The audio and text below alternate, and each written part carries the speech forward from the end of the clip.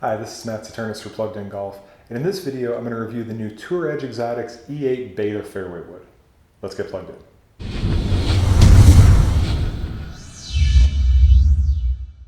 Now, since the inception of the Exotics line, no company has been synonymous with great fairway woods like Tour Edge.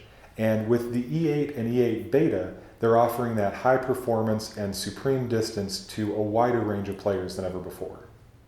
At address, the E8 Beta is a fairly traditional looking fairway wood. It's not a huge footprint. It's a square face angle. It does have the matte crown, which is becoming pretty standard these days. It's a nice look.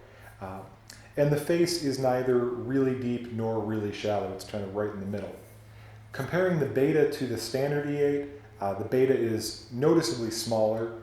So if you prefer a bigger footprint, a bigger look at address, you're going to want to opt for that E8 version of the club.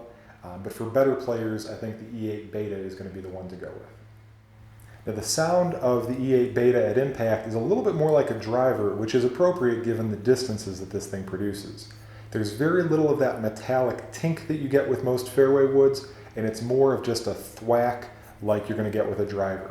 It is a little louder than your average fairway wood, but the feedback on the Beta is still pretty good. You're going to get a fairly good sense of at least when you made a substantial miss off the sweet spot. Now, to anyone who's played a Tour Edge Exotics fairway wood in the past, it'll be no surprise that this club performs really well. It's really long, the ball speed is very, very high thanks to that Beta titanium face, and the spin is really low. Now, the difference between the E8 Beta and the E8 is both the face material. The standard E8 uses a Carpenter steel face, which is still going to produce good ball speed, but it's a little heavier than the titanium. Also, the E8 is a little higher launching, higher spinning, whereas the E8 Beta, meant for a little better player, it's lower launching, lower spinning. Now, what I really liked about the E8 Beta is that even though it is low launching, it's not hard to elevate. Basically, you can catch this a little bit thin, it's still going to get up in the air, it's just never going to hit that really high trajectory. So if you tend to be a low ball hitter like myself, you're probably going to want to go for a little more loft, maybe a 16.5 or even an 18. With the ball speed in this club and the low spin, you're still going to see great distance. But you are going to want to make sure you get something that launches it high enough.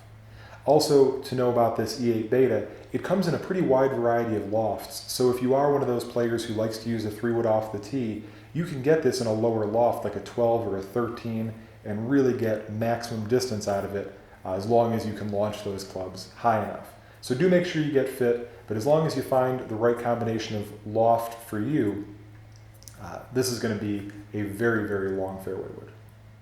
If you have any questions about the Tour Edge Exotics E8 Beta fairway wood, please post them down below and I'll be happy to answer them. If you like the video, please give it a thumbs up and subscribe to our YouTube channel. And you can also follow Plugged In Golf on Twitter, like us on Facebook, and check out pluggedingolf.com for more great golf content. This has been Matt Saturnis. Thanks for watching.